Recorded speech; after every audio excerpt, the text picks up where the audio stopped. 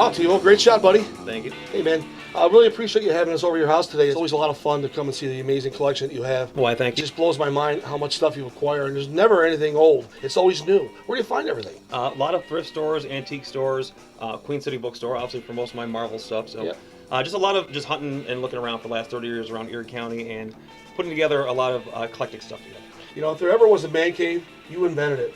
It's probably the Appreciate Tito Cave. Yeah, I also remember back in the day when you were searching, you were able to find stuff a lot more affordably. You didn't have to like give an arm and a leg for a Right. great piece. And you can appreciate it more. If you pay too much, it really sort of like, it loses its touch a little bit. eBay's a blessing and a curse. Yeah. More stuff, but more people looking for stuff, so more higher prices. So. Yes, eBay is not what it once was, but it still was a great place. Oh, yeah. So if you don't mind, maybe we can have a little tour of your collection today? Yep, no problem. I'll take you Yeah, around. let's go, okay. Okay, and essentially this is my gallery of Marvel Third Eye posters from 1971. Third Eye was a company that made a lot of psychedelic posters and products in the 70s, and they found a great partner with Marvel because of the trippy Ditko visuals and Jack Kirby. So this is a style that's real suited to psychedelics. So you put the black light on these, the colors pop out. Very rare posters, real hard to find. I've been hunting them down on eBay for a very long time. There's 24 on the set, and I got about half of them, so we're halfway there.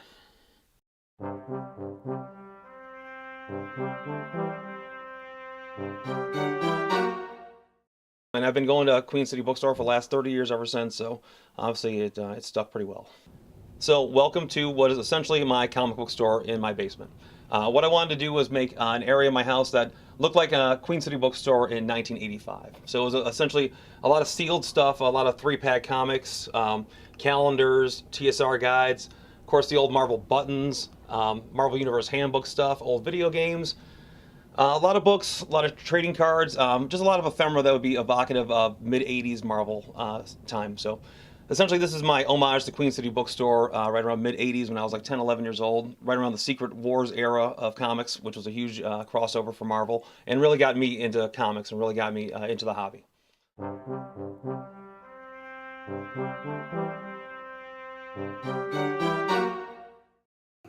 So you've seen my store in the basement, and this is more of my trophy room. It's where some of the more rare collectibles are put.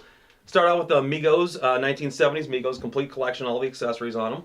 A lot of smaller stuff like buttons and coins, and different stuff from like the 1960s era of Marvel. And then if you come over here, we have my giant diorama of Marvel Legends. And essentially, you know, people tell you you're not supposed to play with the toys. Obviously, I want to get out there and put my hands on my toys and actually play with them.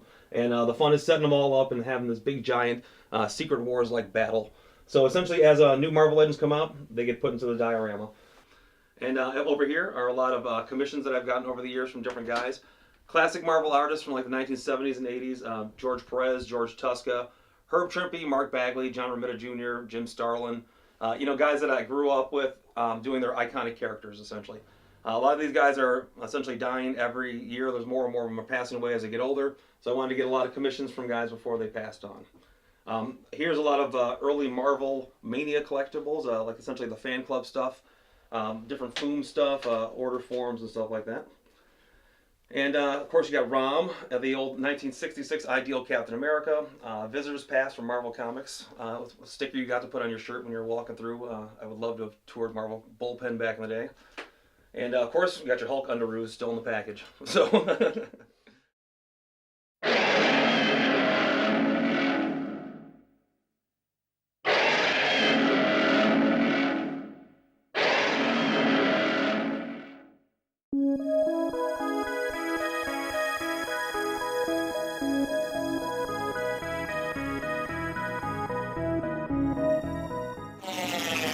All right, Mr. Conway. Now you've made some splashes lately on the internet with some of the comments you've made about about some of your characters. Now, I'd like to ask you if you don't mind, talk about how the publishers are handling what considered derivative characters and how you feel about that.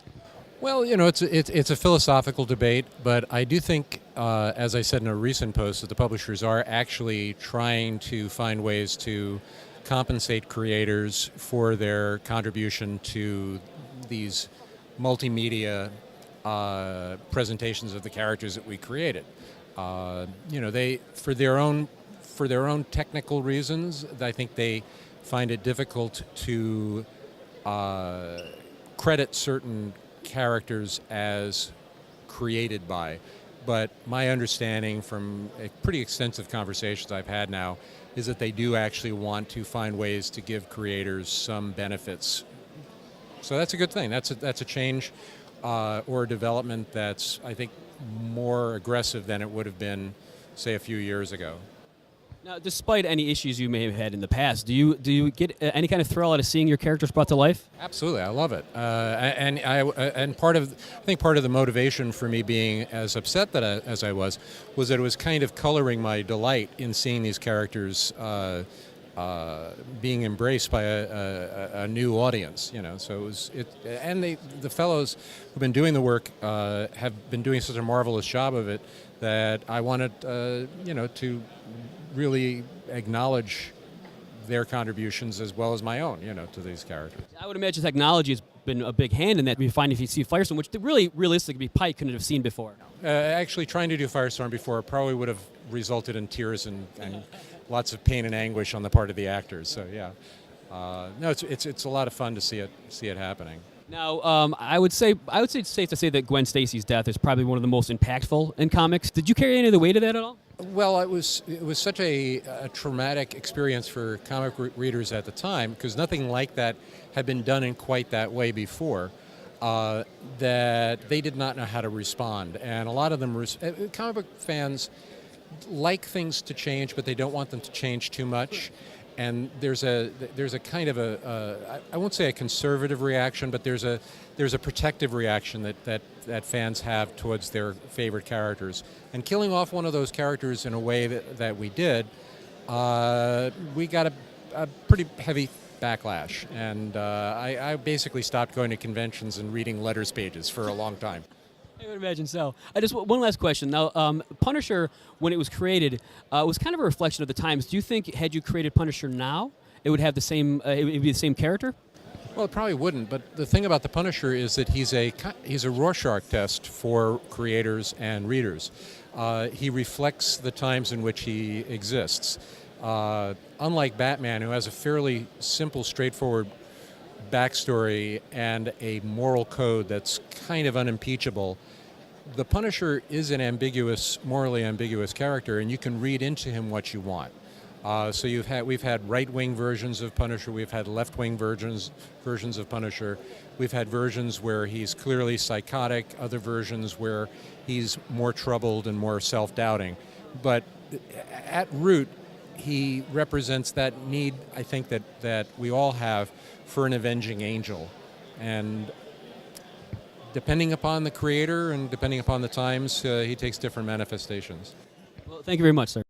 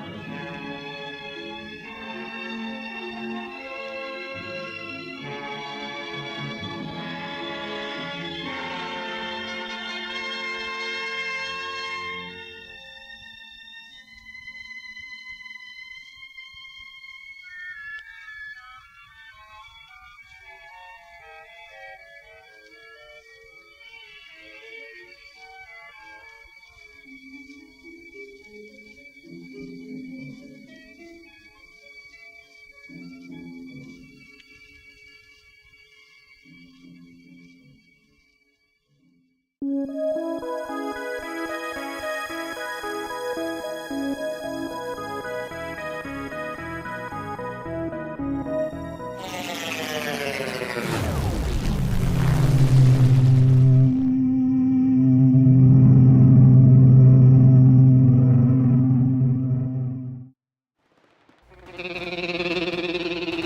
the electric prunes for Vox, bringing you the exciting new sound of the Vox wah-wah pedal.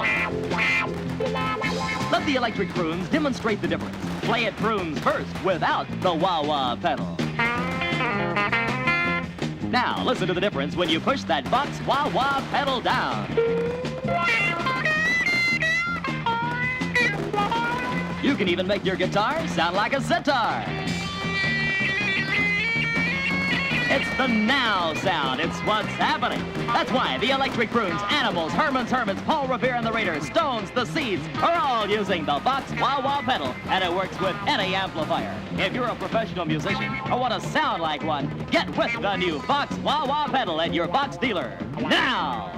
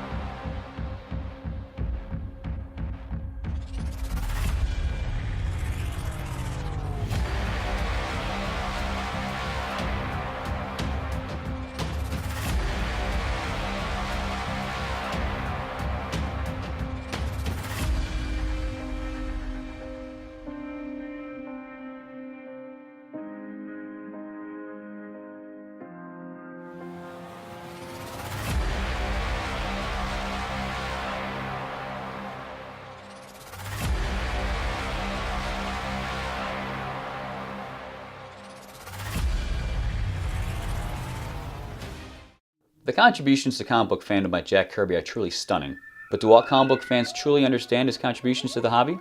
Probably not. In Jack Kirby Just the Facts, we'll present some factoids about the king of comics that will truly enlighten the comic book fan of any age.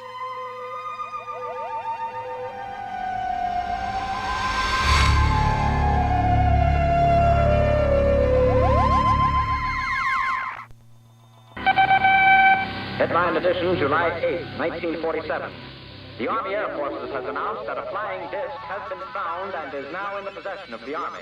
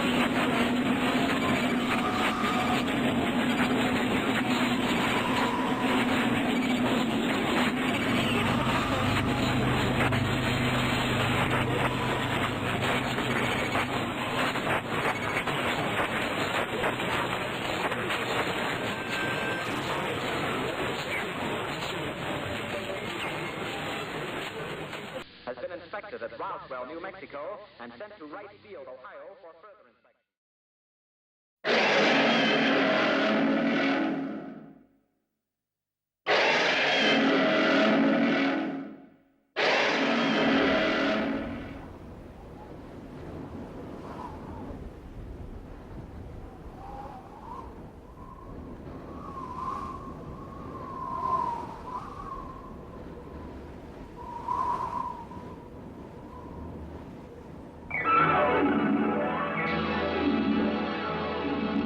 Welcome to 10 Questions About Comics. I'm Tom Savini, your host, here today with Brian Carney to talk about the modern age of comics. Welcome, Brian.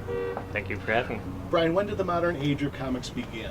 I would say Watchmen or Dark Knight Returns is the most popular, but also earlier like Miracle Man or Daredevil are also famous. So we're talking about sometime around 1985, 1986. Yeah, around there I'd say. Now, with the titles you're talking about, there were some story elements that really marked a distinct age change between the Bronze Age and the modern age. What were those elements? Right, they were definitely a lot more darker, more mature storytelling themes, more violent, definitely more for adults than children, I'd say. Who are some of the creators responsible for the titles that you're talking about? Alan Moore. Alan Moore is probably the biggest one. He probably influenced a lot. Frank Miller was another one. Later on, Neil Gaiman. And then even later, like Warren Ellis, sort of the British invasion of the 90s, 80s, 90s. An interesting fact about these creators is that what seemed to happen is the popularity tended to go with the creator rather than the character. Right, yeah, I would say so. Definitely people were more following creators than characters.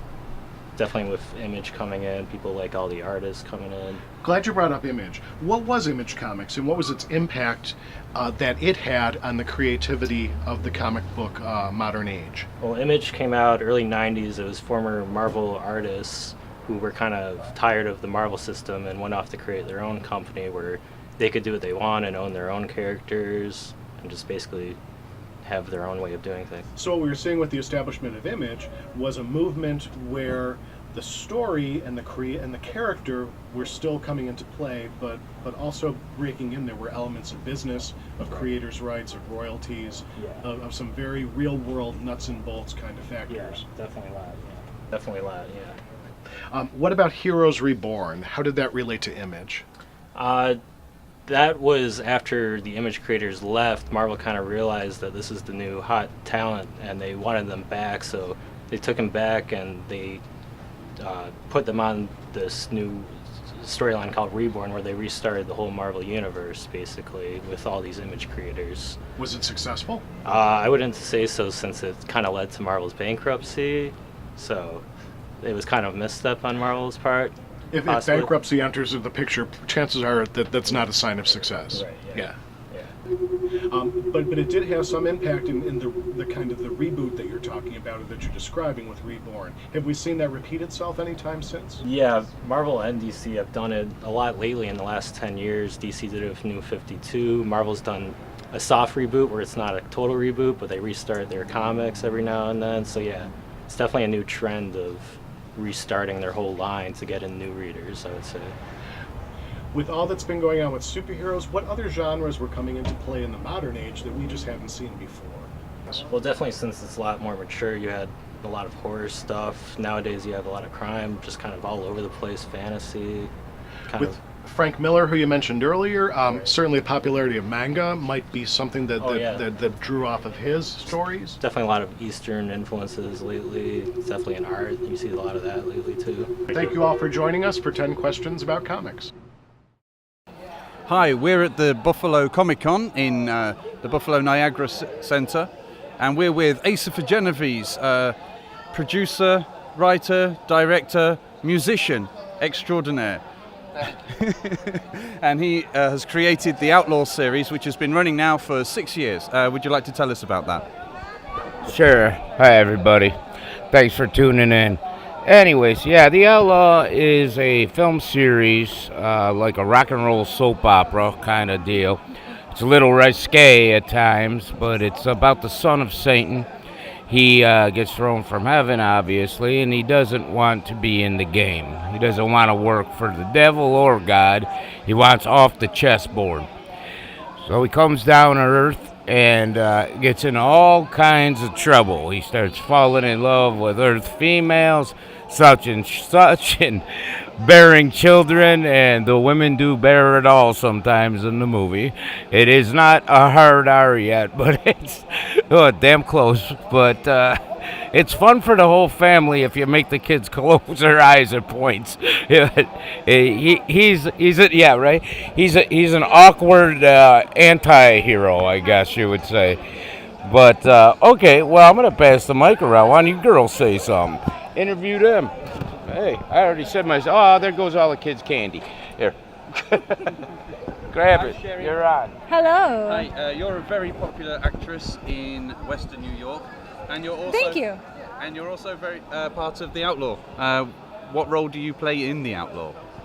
I play one of the versions of Lilith, which is the more persuasive version of Lilith. She's considered the good Lilith because there is a crazy Lilith version, and she's a shapeshifter, so that's why we have more than one actress for her.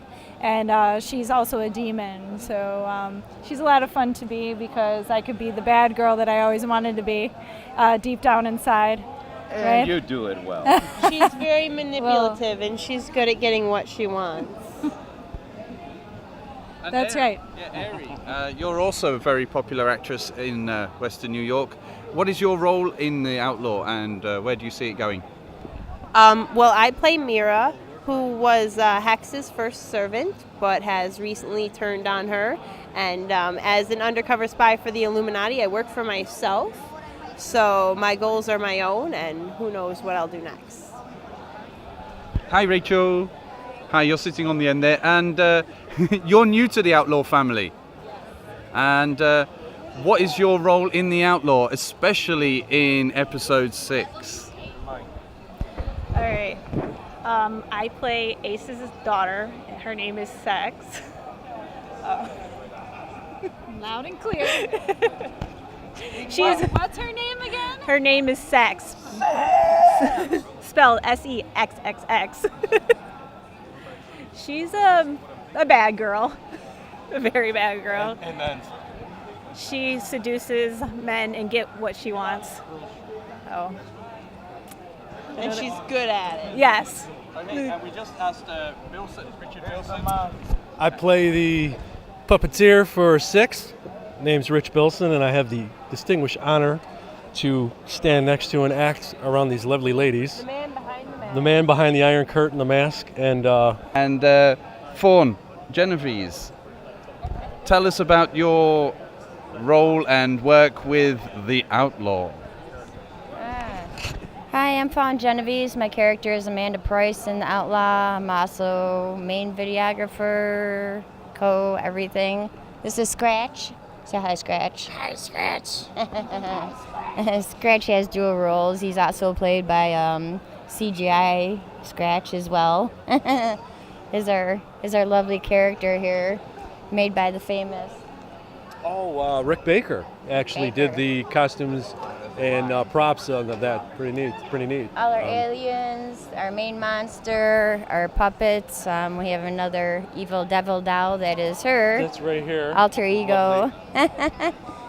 Which are Rick Baker creations, who is now retired, unfortunately. Check out the Outlaw. It's an ongoing series. Changes all the time. Has a little bit of everything to offend just about everybody. Never a dull moment, that's for sure, in this motley crew.